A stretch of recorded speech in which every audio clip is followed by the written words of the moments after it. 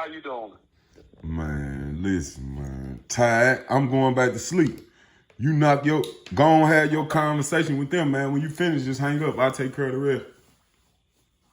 I got you, bro. All right, love. How you doing? Love. How you doing, St. Louis? And to the rest of the world? For those of you who don't know me, allow me to introduce myself to you. I'm Christopher Dunn, a man who has had everything taken from him from the age of 18 to 50. When I say everything, I'm talking about everything from my sense of security, my sense of understanding what family, friendship, justice, and empathy was. I was accused of taking the life of a young man in 1990. A young man I never had any words with, any animosity towards. A young man I never even knew. And I could not identify him if I was standing next to him. A young man that probably had his whole life ahead of him. And who never got the opportunity to be called father or uncle. The world, I'm not the reason that young man has lost his life. I didn't facilitate it. I didn't orchestrate it. I didn't participate in it. But yet, I had to suffer for the past 33 odd years continuously. All because two of his friends falsely accused me of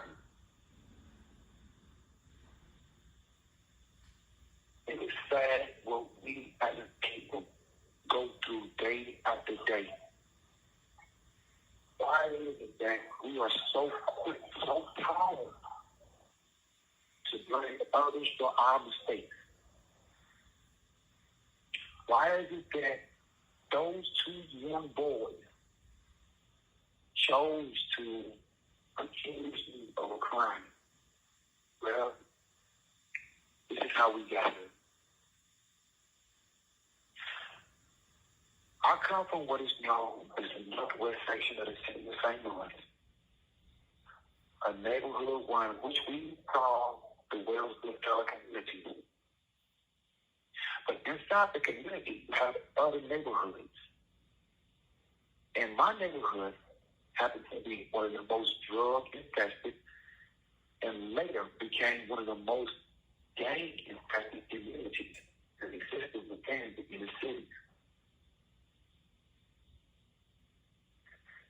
I live in a neighborhood in which you can find just about every criminal element that existed in society in that one square block. From Union to Matthew Bridge and Bill Dollar to St. Louis Avenue. It's where I grew up. Tom would say it was the most violent place. Most of us like myself called home. It's sad how many people lost their lives in my home.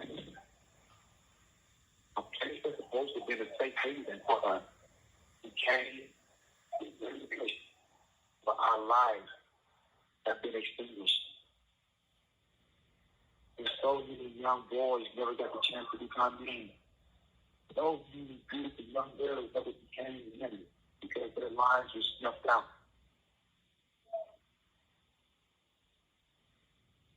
Why these young boys accuse me? sad to learn that they accused me because they wanted me out of the neighborhood. A neighborhood that I was at one time well liked and loved them. But because they didn't know me, but because everyone else spoke of me, but because I came back after being gone for many years. Because when they moved to the neighborhood, I guess it was attention that was going to me that they wished that I went to me. So, when I was told that because I apparently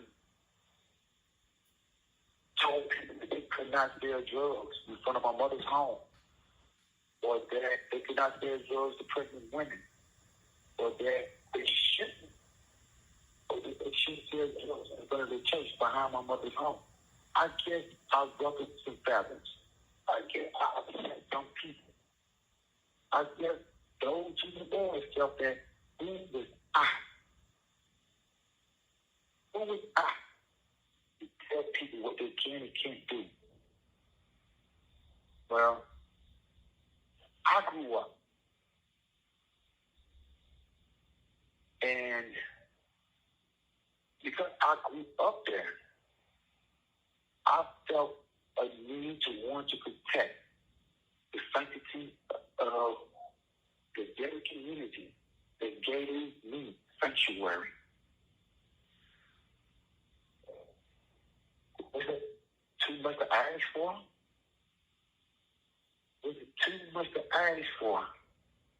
To see a kid run up and down the street, playing tag, or putting on a little metal skate, or seeing the kids enjoy themselves by riding the bicycle up the street and back down. Seeing kids step to the side as cars pass by, then jump back out there and throw the football. Seeing kids be able to grow up in the community. That's all we wanted. The rest was too much to ask for. We didn't have politicians coming into our neighborhood trying to safeguard the city.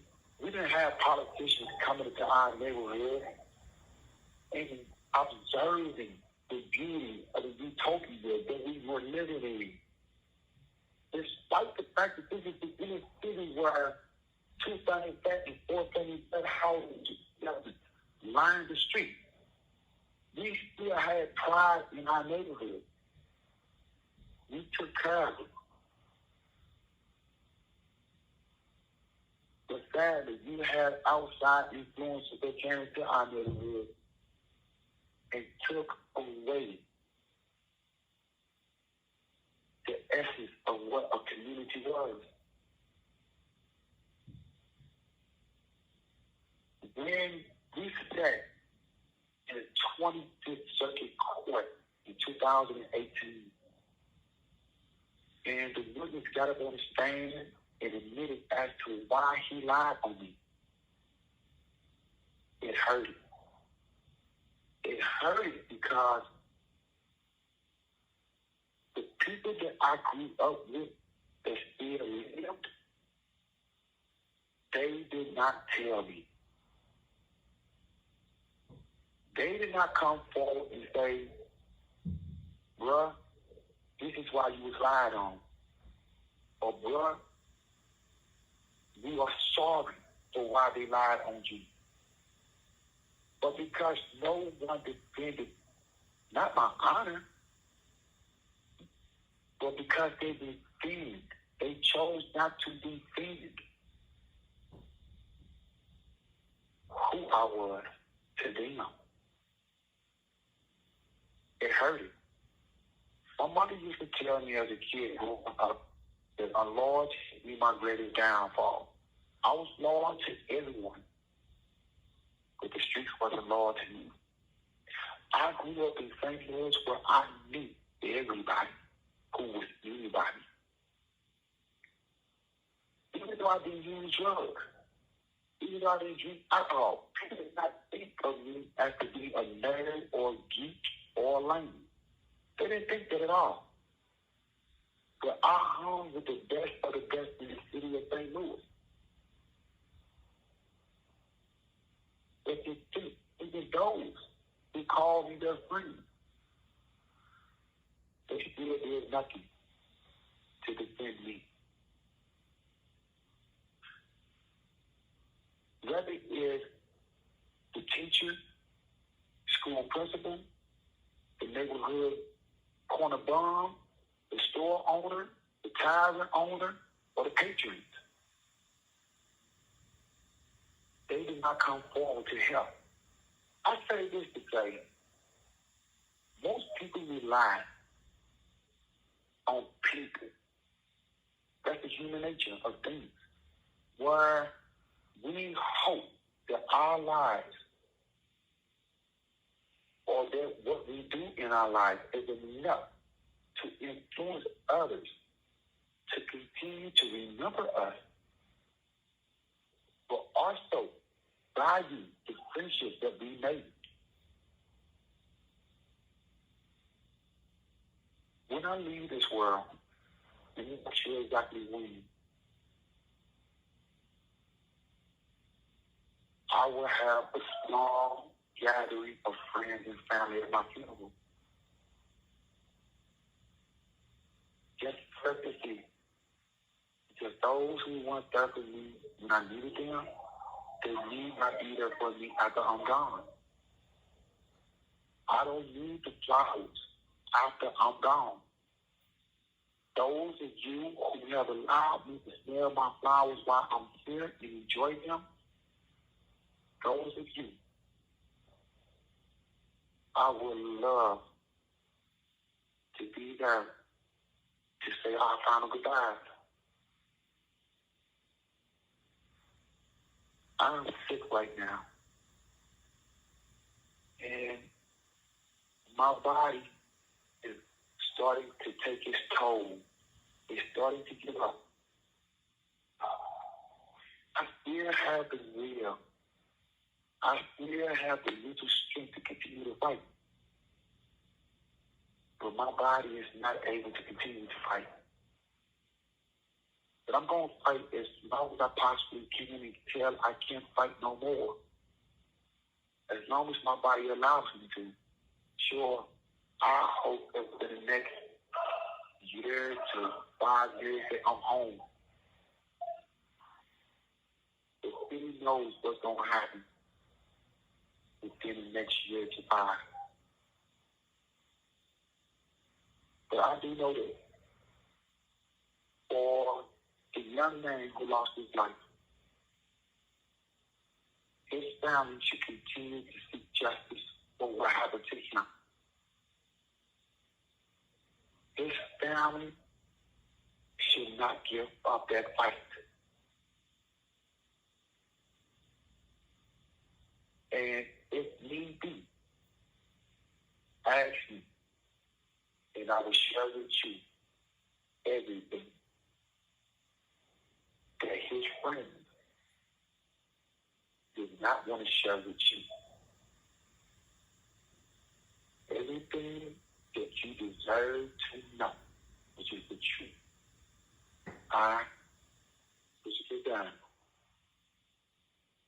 will share with you. It's not hard to reach me. I'm just a whisper away.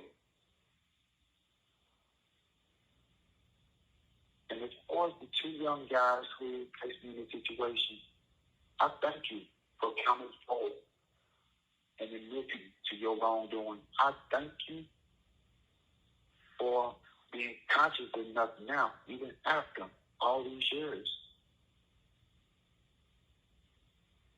I thank you dearly. Even though you're late, it's better late than never. So with that said, understand that I forgive you. I forgive you. And if possible, live your lives in peace and make no more mistakes. No mistakes that will cause you It questions the integrity of who you are or what your family has become. Let your lives be free of any fear or worry. And go in peace. To the world, I ask you, when you look at situations like myself, what do you see? Do you see what's going on with Brittany Griner? How Russia just denied her appeal? Do you see how difficult it is to receive justice, or even just the first shapes of justice? Do you see the pain that is inflicted on the world?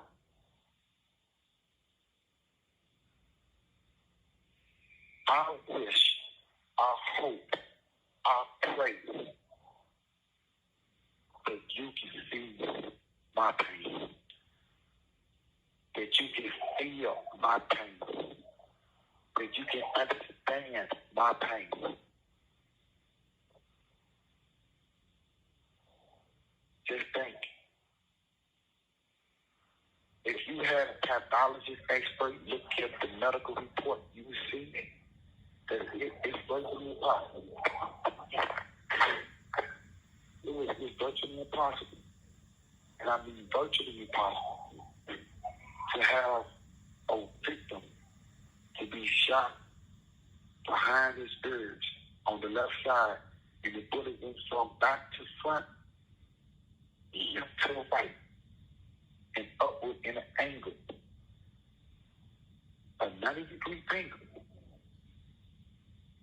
And the perpetrators were standing 13 to 14 feet, as we learned later, to his right. This was never questioned during my trial. My trial attorney never impeached the witnesses to this. Michael Graham, the city pathologist, he never testified to this.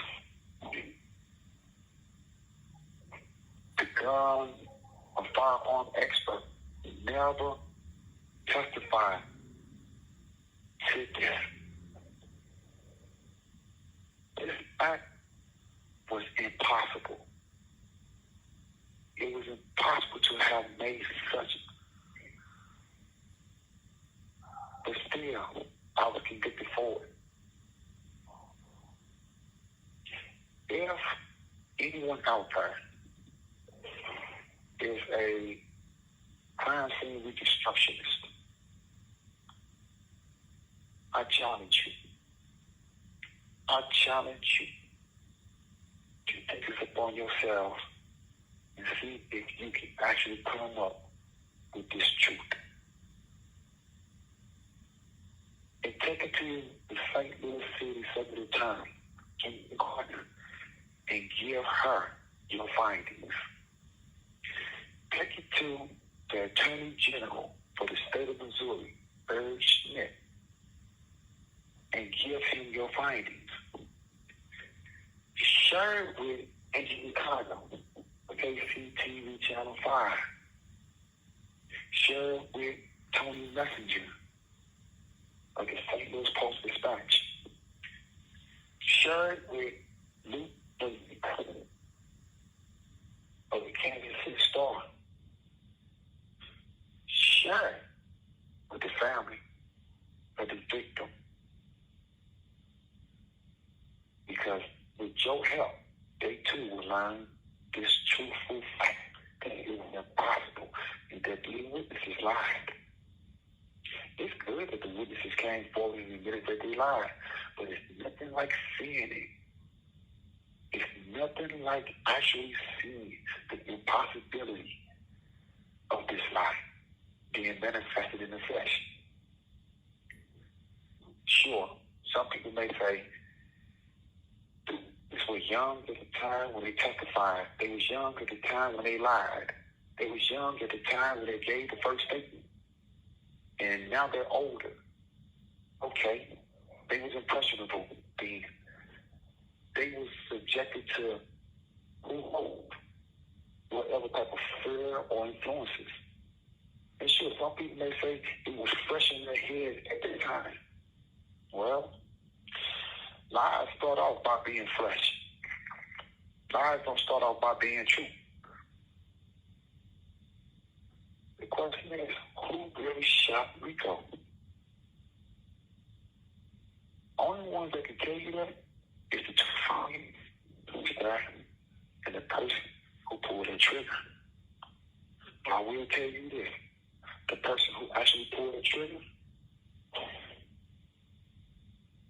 he stood to the left side of Rico. And he was squatted down when he tried to shoot back at a car that was shooting at him, that was coming down laughing at him. Now, the victim, Rico, and his two friends, they know the truth. But the person who actually shot Rico, he knows the truth too. But now it's up to their family to ask those friends to be truthful this time with them. And to finally come forward and tell them what happened. I don't care if you go tell the police. I don't care if you tell the FBI, the CIA. I don't care if you tell them or not. But you owe the family, you owe your friends the honest truth. Now, if you asking me to go out there and tell the police this or tell the police that is not going to happen. But I cannot tell you how he got shot. I cannot tell you who shot him. Because I wasn't there. Only one that can do that is the two people who lied on me and the person who actually did it. And that's the truth. Now, when you take that evidence and you put it to the test, I guarantee you that you will come up with the same conclusion that a wrong injustice has occurred. To the family and the friend of the victim, the time has arrived for everyone to come together and figure out a solution to this problem. Sure, we're not going to be able to bring Rico back. Unfortunately, this is not a Lazarus situation. We cannot bring him back. But at the same time, we cannot continue to deny each other the truth. We have to come together eventually and at some point or another to work with one another to come to the same conclusion. I proved that I was innocent. And I can continue to prove to you that a mistake has been made. But you have to be open-minded enough to be willing and wanting participants in trying to find out the exact truth. Don't let his name continue to just be a mural on the wall. That is not justice. That is not what his life should come down to.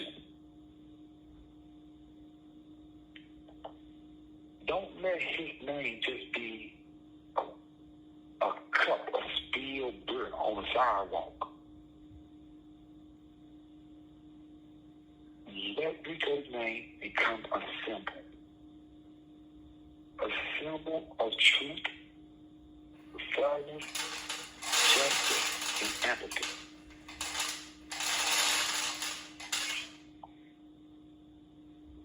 go through St. Louis and we see the violence day after day, day after day. Just yesterday, someone chose to go inside of a school and kill a teacher and a student. The first time I have ever seen this done in the city of St. Louis, and all the time I have seen in St. Louis. Even though the streets of St. Louis is violent, you will never see this type of activity actually being carried out inside the inner city schools in St. Louis. But this happened now. There it is. Witnesses, people who have multiple criminal convictions or either pending charges.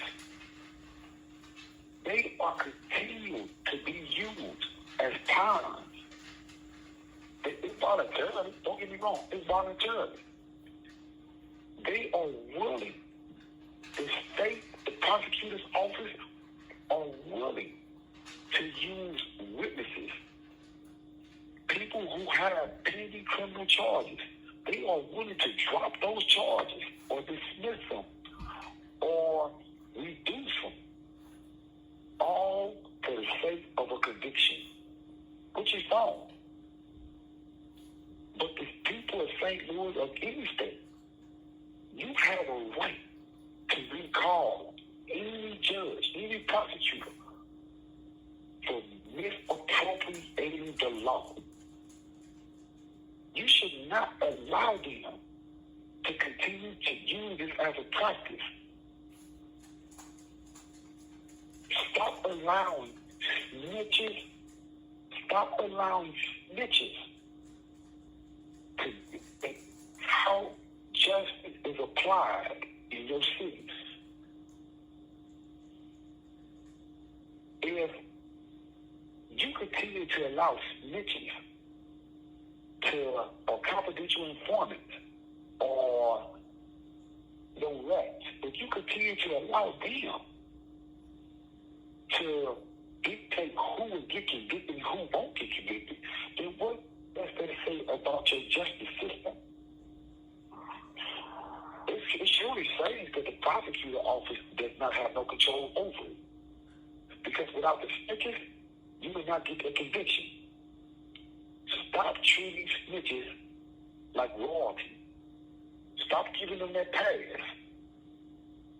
Make your snitches stand accountable for the crimes in which they commit. And stop using them. Stop denying the victims of those crimes. Stop denying them justice. As citizens of whatever state you're from or whatever city you're in, you have a right to ask them, to ask your senators, your representatives, the legislative body, you have a right to ask them to stop exercising that practice, to eliminate it as a whole, to stop using snitches to dictate your justice system. If you did that, don't you know the prison system would not be as full as it is? You would not have as many people in the prison system. You talk about prison reform. Okay, you talk about prison reform, but you don't talk about justice. Listen, we can sit here all day, cry, moan, and complain. We can sit here and talk about Black Lives Matter. We can sit here and talk about who's getting justice and who's not getting justice. We can do all that. But at the end of the day, all we're doing is just talking. People be saying Black Lives Matter. Okay, I'm trying to figure out when my life is going to matter. When are you going to get upset to the point where you're going to want to come and stand with me? Here it is. I haven't seen no one contribute to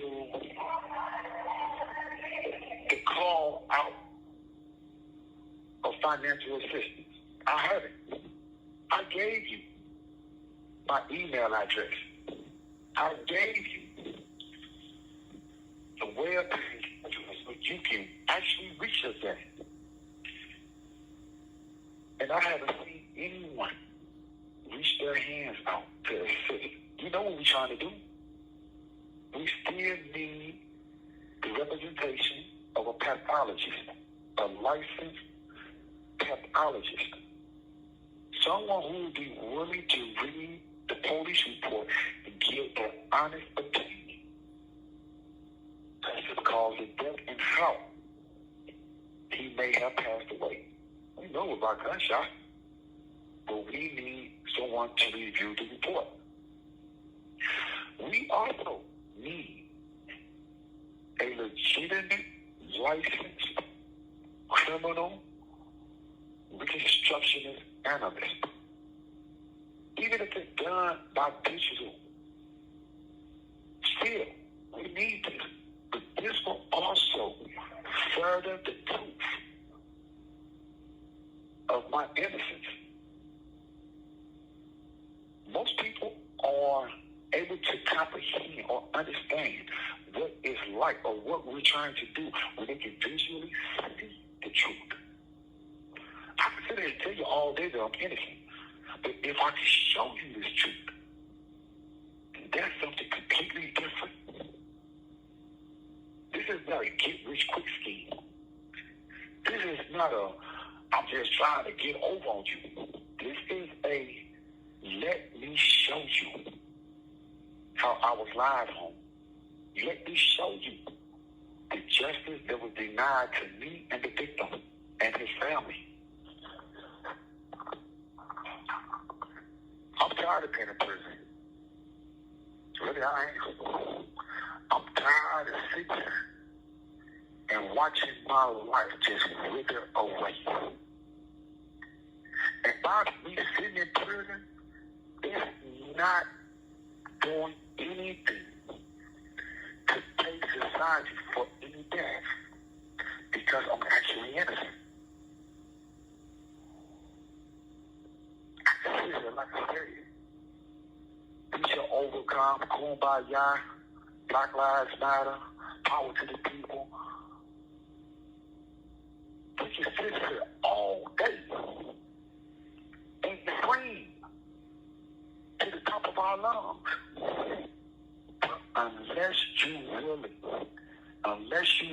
to scream for a legitimate cause, unless you're willing to hear me and come to my aid, then whatever it is, you can go say it for somebody else. You can go say it for the deaf. You can go say it for those who study American Sign Language, because they are the only ones who will not be moved by what you're saying.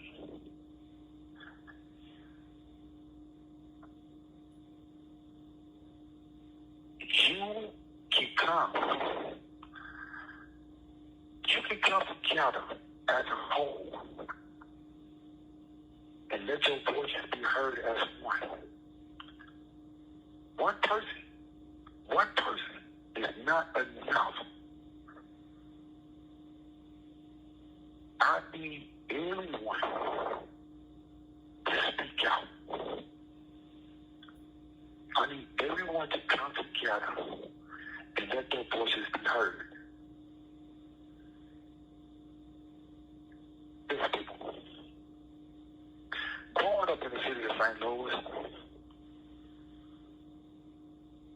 I lived a life. I enjoyed my little life. I love my little life. It wasn't much to me, but it was a small legal existence that I found peace in. I didn't need that much. I just want to be able to go back to what I lived for the end. That's it.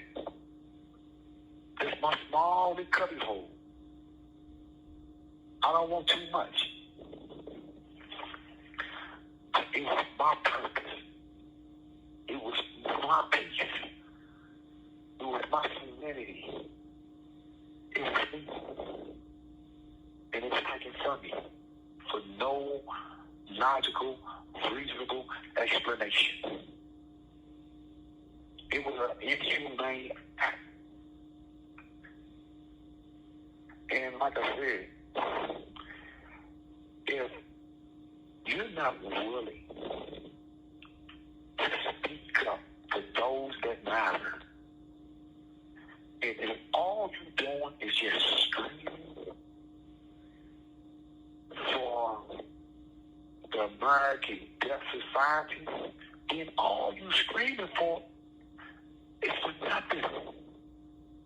Like I just said, let your screams be heard by those that matter. Because I promise you can scream all day. You can scream as loud as you want. The deaf will not be able to hear you.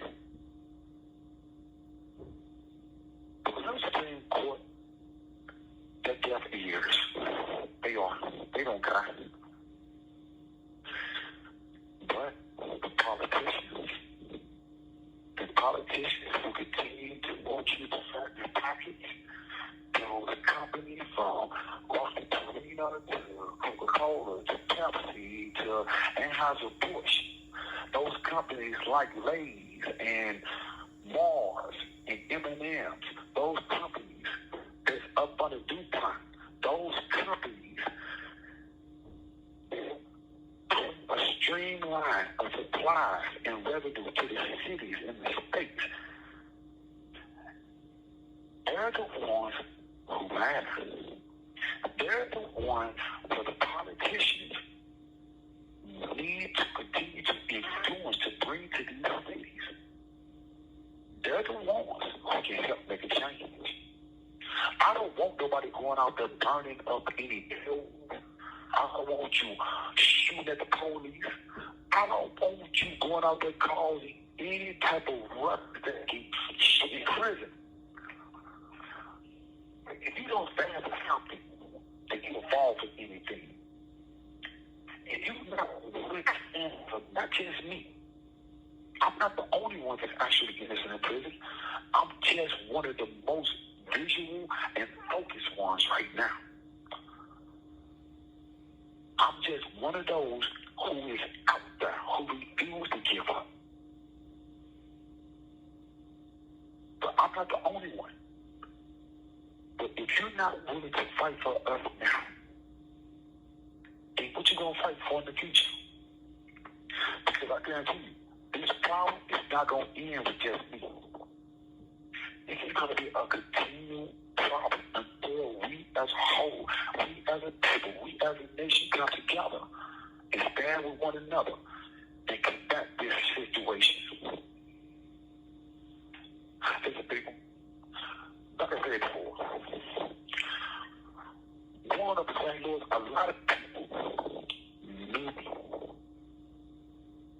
And I had a unique name growing up because my name comes from my birth. I was born on an elevator. My mother and two nurses. It was a storm. A December storm. And I was trapped on an elevator. My family consists of Muslims and some Christians. So I was between the two of Islam and Christianity. I have relatives who are Caucasian. That's right. I have relatives that are white, some are black. And when I was born, there was a complication in my birth. I knew what it's like. So I was trapped between life and death. This is the reason for the name me trapped. My name is not a street fable. My name is not a street identity. My name has nothing to do with the hard, gritty life that the identity took on in the state of Georgia. I have nothing to do with that. I don't know nothing about that. I did not adapt or adopt my name for who I am. I've had my name all my life. But it's an identity that I've been trying to escape all my life. Who in the world wants to be trapped? Trapped means to be limited, to be isolated, to be held back, to be walled in, to be caged off. Trapped defines a limitation.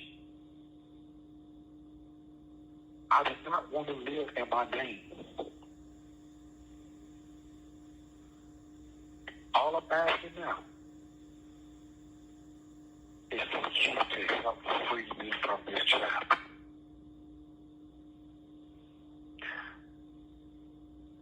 Don't let a name hold you back. Don't let a name restrict you from helping. This is Christopher Dunn. And I'm signing off. But like I said, baby bro, as always, I appreciate you for allowing me to step on your platform and speak to the world. Allowing me to be myself.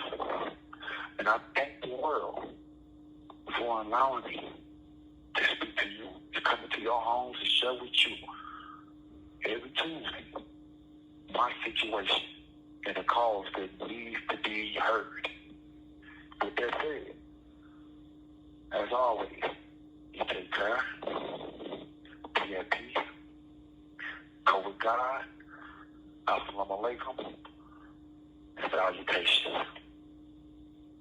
The caller has hung up.